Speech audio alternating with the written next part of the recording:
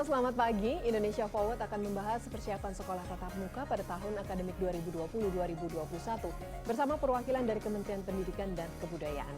Saya Frida Litwina dan berikut Indonesia Forward.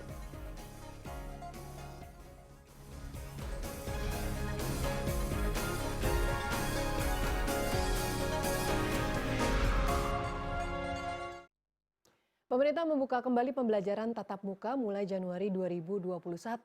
Persiapan mental dan pembekalan informasi terkait pentingnya physical distancing kepada anak-anak harus diberikan sebelum pembelajaran tatap muka dilaksanakan.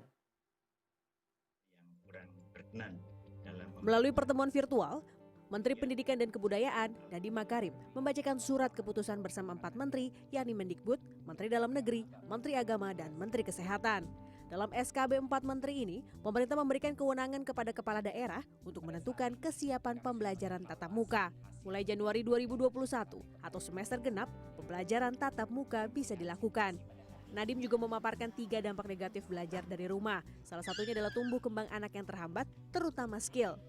Pemberian izin pembelajaran tatap muka ini disesuaikan dengan kesiapan masing-masing daerah. Pemberian izin ini bisa saja secara serentak ataupun bertahap, tergantung kepada kesiapan masing-masing daerah sesuai dengan diskresi kepala daerahnya. Berdasarkan evaluasi kepala daerahnya. Mengenai mana yang siap, mana yang tidak, dan tentunya kesiapan sekolah masing-masing dalam menentukan, dalam memenuhi semua checklist untuk melakukan tatap muka dan juga melaksanakan protokol kesehatan yang sangat ketat. Tak hanya sekolah dan daerah, persiapan dari si anak sendiri untuk kembali ke sekolah juga harus dilakukan. Psikolog Elizabeth Santosa menyebut anak-anak harus beradaptasi dengan protokol kesehatan yang ketat saat masuk sekolah. Anak-anak juga perlu keluar dari guanya karena salah satunya di Indonesia ini kan anak-anak paling lama ya, benar ya Dea ya, di beberapa negara lain contohnya di Australia ini mereka sudah kembali lagi ke sekolah. Jadinya cukup karena kasus kita tinggi sekali. Jadi nanti bertahap-tahap punya tahapan untuk bisa kembali lagi ke new normal.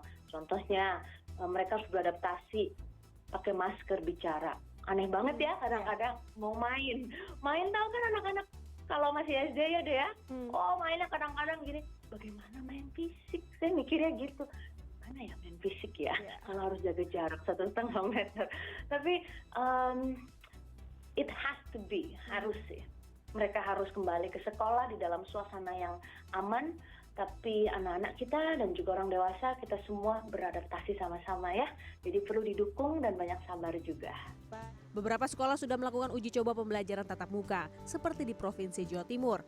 Pemerintah Provinsi Jawa Timur sendiri berencana menambah jumlah sekolah yang dapat melakukan uji coba pembelajaran tatap muka.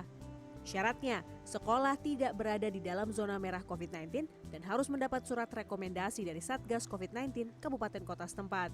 Tentunya semua kita awasi dengan ketat pelaksanaan protokol kesehatan, termasuk jam sekolahnya hanya 3 jam dan kantin dilarang buka. Jadi siswa membawa bekal makanan dari rumahnya masing-masing. Dinas Pendidikan Jawa Timur mencatat ada 1.080 sekolah yang akan melaksanakan uji coba pembelajaran tatap muka dari total 4.089 lembaga pendidikan yang ada. Tim Liputan, CNN, Indonesia. Pemerintah telah mengumumkan surat keputusan bersama Menteri Pendidikan dan Kebudayaan, Menteri Agama, Menteri Kesehatan, dan Menteri Dalam Negeri tentang panduan penyelenggaraan pembelajaran pada semester genap tahun ajaran dan tahun akademik 2020-2021 di masa pandemi COVID-19. Dalam SKB tersebut, pemerintah melakukan penyesuaian kebijakan untuk memberikan penguatan peran pemerintah daerah. Pemberian kewenangan penuh dalam menentukan izin pembelajaran tatap muka tersebut berlaku mulai semester genap tahun ajaran dan tahun akademik 2020-2021 di bulan Januari 2021. Walaupun pembelajaran jarak jauh sudah terlaksana dengan baik, namun terlalu lama tidak melakukan pembelajaran tatap muka akan berdampak negatif bagi anak didik. Kendala tumbuh kembang anak serta tekanan psikososial dan kekerasan terhadap anak yang tidak terdeteksi juga turut menjadi pertimbangan. Untuk membahas lebih dalam tentang kebijakan tersebut, telah hadir bersama kami Kepala Biro Kerjasama dan Hubungan Masyarakat Kemendikbud, Evi Mulyani, melalui sambungan Zoom, dan juga Ketua Komisi 10 DPR RI, Syaiful Huda. Selamat pagi Bu Evi, saya mau ke Ibu Evi dulu. Bu, apa saja kebijakan yang baru dalam keputusan bersama 4 kementerian tentang panduan penyelenggaraan pembelajaran pada semester genap tahun ajaran dan tahun akademik 2020-2021 di masa pandemi COVID-19 ini? Selamat pagi Mbak Frida, Pak Frida, selamat pagi pemirsa CNN, selamat pagi, semoga semua dalam keadaan sehat dan baik. Terima kasih atas kesempatannya, jadi terkait dengan putusan bersama Mendikbud, kemudian Menteri Agama, Menteri Kesehatan, dan Menteri Dalam Negeri, pemerintah melakukan penyesuaian kebijakan untuk memberikan penguatan peran pemerintah daerah, kantor wilayah Kementerian Agama, dan kantor Kementerian Agama sebagai pihak yang paling mengetahui dan memahami kondisi kebutuhan dan kapasitas daerahnya. Tentu bagaimana public policy atau kebijakan di sektor publik di area apapun, penyesuaian kebijakan atau kebijakan yang ditetapkan senantiasa berdasarkan evaluasi, kemudian diskusi, koordinasi dengan berbagai pemangku kepentingan. Demikian juga dalam konteks panduan penyelenggaraan pembelajaran tahun ajaran 2020-2021 di masa pandemi. Tentu penyesuaian kebijakan ini diambil sesuai hasil evaluasi yang dilakukan bersama kementerian dan lembaga terkait, tentu juga masukan dari teman-teman Ibu Bapak Kepala Daerah serta berbagai pemangku kepentingan di bidang pendidikan. Beberapa key messages atau pesan utama dari SKB 4 Menteri yang dapat kami sampaikan adalah bahwa yang pertama, pemberian izin merupakan tadi kewenangan Pemda dengan syarat berjenjang dan ketat sebagaimana ditetapkan dalam SKB 4 Menteri. Dan dengan diterbitkannya SKB 4 Menteri yang diumumkan di 20 November lalu, pembelajaran tatap muka bukan diwajibkan, tetapi dimungkinkan bagi sekolah yang memenuhi persyaratan berjenjang dan ketat sebagaimana ditetapkan dalam SKB. Jadi bahwa yang pertama harus mendapatkan izin dari pemerintah daerah atau Kanwil Kemenak atau Kemenak. Kemudian sekolah sudah memenuhi daftar periksa protokol kesehatan yang lengkap dan yang minimal ini yang wajib dipenuhi yang ada di dalam SKB dan lampirannya. Ketika pemerintah daerah melihat ada keperluan untuk mengelaborasi tentu sangat dimungkinkan. Kemudian syarat berikutnya adalah bahwa sudah ada izin dari komite sekolah atau perwakilan orang tua. Nah tentunya meskipun penguatan peran kewenangan ini diberikan kepada Pemda kami senantiasa himbau dan sampaikan untuk tidak tergesa-gesa. Jadi faktor-faktor yang perlu menjadi pertimbangan pemerintah daerah dalam pemberian izin pembelajaran tatap muka antara lain risiko penyebaran COVID di wilayahnya, kemudian kesiapan fasilitas layanan kesehatan, kesiapan satuan pendidikan dalam melaksanakan pembelajaran tatap muka sesuai daftar periksa yang ada dalam SKB. Tentu juga akses terhadap sumber belajar atau kemudahan belajar dari rumah dan kondisi psikososial anak-anak atau peserta didik. Dan pesan berikutnya adalah bahwa prinsip pembelajaran pada masa pandemi tidak berubah dengan ditetapkannya SKB bahwa kesehatan dan keselamatan peserta didik, tenaga kependidikan, guru dan masyarakat secara lebih luas merupakan prioritas utama dalam menetapkan kebijakan pembelajaran. Dan berikutnya lagi adalah Mbak Frida dan ini Ibu Bapak guru, orang tua yang juga hadir mungkin mengikuti diskusi kita pagi ini bahwa orang tua memiliki hak penuh untuk menentukan. Jadi bagi orang tua yang tidak menyetujui putra-putrinya untuk melakukan pembelajaran tatap muka, katakan bahwa sekolah tempat putra-putrinya sudah memenuhi seluruh syarat dan bisa melakukan pembelajaran tatap muka, tetapi orang tua tidak berkenan, tentu peserta didik dapat melanjutkan pembelajaran dari rumah secara tertutup. Satu lagi adalah bahwa kita sama-sama pahami bahwa di masa pandemi ini kita diberikan banyak pelajaran. Salah satunya adalah pembelajaran bagi kita semua untuk terus meningkatkan kolaborasi gotong royong. Dalam konteks ini tentu kerjasama yang baik dari seluruh pemangku kepentingan sangat krusial. Pemerintah pusat kami tentu dengan arahan pandangan dari Ibu Bapak di Komisi 10 DPR, tentu juga dengan Pemda, dengan satuan pendidikan dan orang tua, mari kita bergandengan tangan untuk memberikan yang terbaik untuk anak-anak kita mendapatkan hak pendidikan dan dengan tetap memprioritaskan kesehatan dan keselamatan. Baik, Ibu Evi, terima kasih atas jawabannya. Saya mau ke Pak Syaiful Huda sekarang. Bagaimana Pak, apa pendapat Bapak dengan diterbitkannya keputusan bersama 4 kementerian ini tentang panduan penyelenggaraan pembelajaran pada semester genap tahun ajaran dan tahun akademik 2020-2021 di masa pandemi? Ya, ini keputusan nggak mudah memang. Malam sebelum pagi harinya diumumkan oleh Mas Menteri Nadiem, Komisi 10 dengan Mas Nadiem sempat melakukan rapat kerja terbatas, dan kita diskusikan banyak hal bahwa keputusan ini tidak mudah karena berbagai indikator dan berbagai aspek yang dijadikan sebagai rujukan untuk menentukan opsi kebijakan ini dalam situasi yang belum fix semuanya. Jadi karena itu kita dorong supaya keputusan ini hanya sebagai alternatif kebijakan yang bisa diambil oleh sekolah ketika sekolah pada posisi sudah siap. Ketika tidak siap, sekolah tidak perlu membuka pembelajaran tatap muka. Itu yang pertama. Yang kedua, ini tantangan berat bagi Ibu Evi untuk mensosialisasikan kepada publik, terlebih-lebih hari-hari ini, hari-hari akhir ini, tingkat penularan pandemi COVID kita makin tinggi, trennya makin naik. Dan ini semakin tantangan di publik untuk menjelaskan. Karena begitu semakin membabi buta penularan ini dan tidak terkendali. Tapi kita berharap menuju akhir bulan Desember, trennya semakin menurun supaya betul-betul bulan Januari sekolah yang sudah siap bisa melakukan pembelajaran tatap muka. Oke, baik. Terima kasih Pak Huda. Frida yang bisa saya sampaikan. Ya, Pak Huda dan Ibu Evi, kita masih akan melanjutkan pembahasan, namun kita harus jeda terlebih dahulu. Tetaplah bersama kami akan kembali sesaat lagi dalam Indonesia Forward.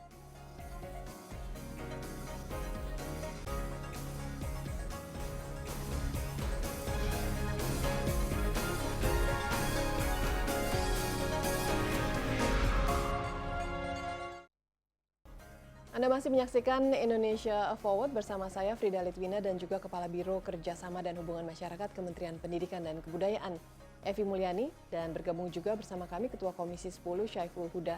Kita lanjutkan kembali perbincangan bersama Ibu Evi Mulyani. Bu Evi, apa saja syarat untuk satuan pendidikan agar dapat melaksanakan pembelajaran tatap muka di satuan pendidikan? Terima kasih. Saya izin menyambung dulu tadi yang sudah disampaikan oleh Pak Huda bahwa benar sekali kebijakan ini merupakan alternatif di masa pandemi ini, dan tentunya memang Pemda harus benar-benar memperhatikan dan mempertimbangkan secara komprehensif terkait dengan perizinan atau pemberian izin, pertimbangan pemberian izin untuk satuan pendidikan melakukan pembelajaran tatap muka atau melakukan pembukaan sekolah. Syarat-syarat bagaimana ditetapkan di dalam SKB 4 Menteri tersebut bahwa berjenjang dan ketat begitu ya. Ini sebenarnya tidak ada perubahan dibandingkan dengan SKB 4 Menteri yang disesuaikan di 7 Agustus 2020 lalu. Tentu yang pertama adalah perizinan atau izin, pemberian izin sudah diberikan oleh pemerintah daerah atau oleh kantor wilayah Kementerian Agama atau oleh kantor Kementerian Agama. Selanjutnya, apabila ini masih ada tahap berikutnya, yaitu apakah satuan pendidikan memenuhi daftar periksa protokol kesehatan yang sangat lengkap sebagaimana ditetapkan dalam SKB dan lampiran SKB 4. Ketika ini masih ada yang harus dilihat juga apakah komite sekolah atau perwakilan orang tua memberikan izin. Nah, apabila semua ini maka dimungkinkan untuk satuan pendidikan melakukan pembelajaran tatap muka. Tapi ada satu khususan, bahwa orang tua mempunyai hak penuh untuk memberikan izin atau tidak memberikan izin bagi putra-putrinya. Dan tentunya harus difasilitasi oleh pihak sekolah untuk tetap melaksanakan pembelajaran dari rumah. Jadi ini sebagaimana tadi disampaikan oleh Pak Huda bahwa ini merupakan alternatif dan tentunya akan menjadi hybrid learning begitu ya, atau metode pembelajaran campuran di semester genap 2020-2021. Kemudian tentunya pemberian izin ini karena kita pahami bahwa kondisi atau kondisi epidemiologi di setiap kecamatan atau desa, kelurahan ini berbeda-beda. Sehingga zonasi yang ada di satuan tugas COVID-19 ini diturunkan dalam level kabupaten kota, kemudian bisa dilakukan memang untuk pemberian izin ini bisa secara serentak atau secara bertahap. Jadi karena Satgas COVID-19 nasional untuk penentuan zonasi atau peta resiko ini diberikan pada level kabupaten kota. Tadi kondisi kecamatan, desa atau kelurahan yang ada di dalam kabupaten kota bisa sangat berbeda antara satu dengan yang lainnya, dan inilah sebenarnya juga yang menjadi salah satu pertimbangan utama kebijakan SKB 4 Menteri tersebut. Jadi pemerintah daerah tentu yang paling tidak memahami konteks daerah pada tingkat administrasi apa sebaiknya pemberian izin pembelajaran tatap muka diberikan, dan wilayah mana di dalam daerahnya sudah lebih siap untuk pembelajaran tatap muka. Jadi dengan adanya kebijakan ini, zona daerah hijau, kuning, oranye ataupun merah tetap menjadi salah satu pertimbangan yang penting bagi Pemda, tetapi bukan satu-satunya. Pemda juga harus mempertimbangkan banyak hal terkait dengan protokol kesehatan, dengan kesiapan. Harus ada simulasi. Simulasi artinya yang pertama tentu protokol kesehatan, daftar periksa apakah semuanya sudah siap, ini harus dilakukan. Berikutnya tentu simulasi terkait dengan proses pembelajarannya tadi, apakah ini hybrid learning, kemudian juga rombongan belajar atau shift yang jumlah siswa per kelas pun kan harus disesuaikan. Tidak ada di dalam SKB juga berapa jumlah maksimum setiap jenjang pendidikan yang ada per kelas dalam satu kelas. Ini harus disimulasikan juga. Kemudian juga simulasi transportasi. Ini peran dinas perhubungan tentu sangat krusial dalam hal ini, mensimulasikan bagaimana anak-anak kita yang harus menuju satuan pendidikannya dengan menggunakan transportasi umum harus juga dilakukan simulasi atas nama ini. Dan dengan keseluruhan persiapan yang sangat komprehensif ini tentu kita berharap dan optimis bahwa implementasi atas SKB ini dapat dijalankan dengan baik, tentu dengan tadi pertama adalah kesehatan dan keselamatan anak-anak serta masyarakat secara umum. Oke, Bu Evi, kita beralih ke Pak Syaiful Huda. Pak, bagaimana pandangan Bapak terhadap respon masyarakat setelah diterbitkannya keputusan bersama 4 menteri tersebut? Ya Mbak Frida, beragam. Tapi dominan sebenarnya masyarakat hampir, saya kemarin bareng sama teman-teman beberapa komunitas guru dan riset, sebenarnya hampir 85% orang tua siswa siap malah pengen secepatnya bulan Januari itu dilaksanakan pembelajaran tatap muka atau sekolah dibuka kembali. Ada juga sebagian mungkin kelas menengah di Indonesia yang masih ketakutan ketika anaknya masuk sekolah. Tapi so far so good sebenarnya, hampir 85% masyarakat kita kepingin secepatnya bulan Januari itu dibuka. Dan beragamnya respon publik ini termasuk yang menjadi pertimbangan kami dengan Kemendikbud. Oke. Selama hampir 8 bulan kita melaksanakan PJJ, jujur harus diakui PJJ belum menjadi opsi ideal dalam melaksanakan pembelajaran siswa-siswa kita.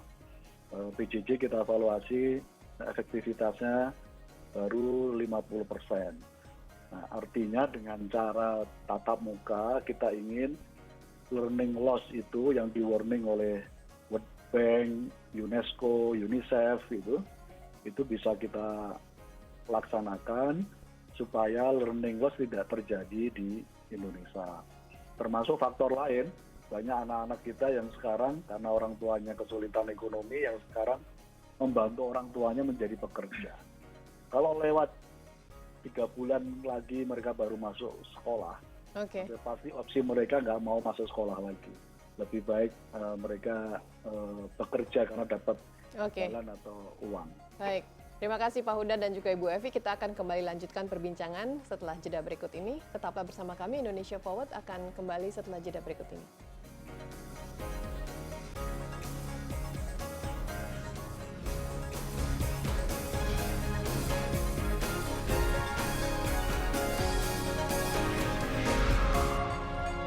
Anda masih menyaksikan Indonesia Forward. Saya Frida Litwina dan juga Kepala Biro Kerjasama Hubungan Masyarakat Kementerian Pendidikan dan Kebudayaan Ibu Evi Mulyani dan juga Ketua Komisi 10 Syaiful Huda. Ibu Evi, apa pesan Ibu kepada para pelaku pendidikan untuk menyukseskan berjalannya kebijakan pemerintah ini melalui keputusan bersama 4 menteri yang baru saja terbit? Baik, terima kasih Mbak Frida. Jadi Kemendikbud tentunya bersama Kemendagri, kemudian kementerian lembaga terkait melakukan sosialisasi ini ke dinas pendidikan, kepala-kepala sekolah untuk memastikan pemahaman yang tepat tentang SKB 4 tadi sebagaimana juga ditekankan oleh Pak Ketua Komisi 10 Bapak Huda.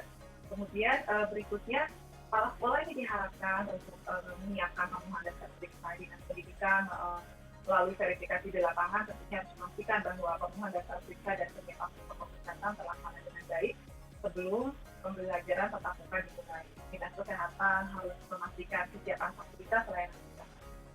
Tentu Dinas Perhubungan harus berkoordinasi dengan berbagai pihak terkait untuk memastikan aspek transportasi yang aman dari dan ke sekolah. Ketika Januari 2021 juga Pemda memberi izin, sekolah sudah siap, tentu izin dari komite sekolah atau perwakilan orang tua harus sudah diperoleh, maka sekolah dapat melalui pembelajaran tatap muka dan bagi menjalankan protokol yang sudah ditangani. Mudah-mudahan dengan segala persiapan yang dilakukan, pembelajaran tatap muka akan dapat dilaksanakan. Kami tentunya mengucapkan terima kasih kepada Ibu Bapak guru, pendidik, tenaga pendidikan, juga kepada anak-anak, peserta didik, para orang tua, rekan-rekan pemerintah daerah dan seluruh masyarakat luas yang telah mendukung berbagai kebijakan yang ditetapkan oleh pemerintah. Kami berharap dengan dikeluarkannya SKB 4 Menteri ini dapat memberikan dampak yang baik bagi jalannya pendidikan di Indonesia, sebagaimana tadi juga sudah di-highlight oleh Pak Huda. Mari kita bersama-sama mendukung dan saling bersinergi, menyampaikan praktik baik dalam penerapan proses ini, implementasi SKB 4 Menteri ini. Kita pantau bersama dan saling mengingatkan sehingga pelaksanaan belajar mengajar dapat terlaksana dengan baik dengan mengutamakan kesehatan dan keselamatan seluruh pihak. Oke, baik. Terima kasih Ibu Evi. Sementara Pak Huda, apa pesan Bapak kepada para pelaku pendidikan untuk menyukseskan berjalannya keputusan bersama 4 menteri yang baru saja terbit ini? Kita minta koordinasi efektif antara dinas pendidikan dengan sekolah-sekolah, terutama kepala sekolah dan guru, untuk persiapan sekolah supaya sekolahnya siap melaksanakan PTM, pembelajaran tatap muka. Orang tua juga berkoordinasi efektif, berkoordinasi aktif dengan sekolahnya masing-masing, karena orang tua juga punya hak untuk mengikutkan anaknya tatap muka atau tidak. Semuanya opsinya masih terbuka. Ini masih ada waktu 1 bulan. Kita mendorong sekolah untuk bikin simulasi-simulasi kecil yang melibatkan siswa dan diantarkan oleh orang tuanya dan pulang dengan selamat. Hukum tertinggi dari ini semuanya adalah proteksi kesehatan anak.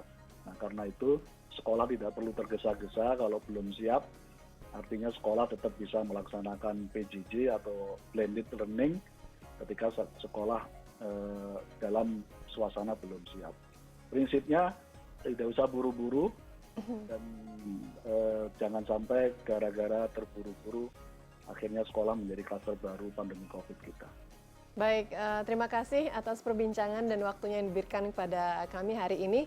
Ibu Evi Mulyani, Kepala Biro Kerjasama dan Hubungan Masyarakat dari Kementerian Pendidikan dan Kebudayaan, dan juga Pak Syaiful Huda, Ketua Komisi 10 DPR RI. Demikian Indonesia Forward kali ini. Terima kasih atas kebersamaan Anda. Saya Frida Litwina. Sampai jumpa.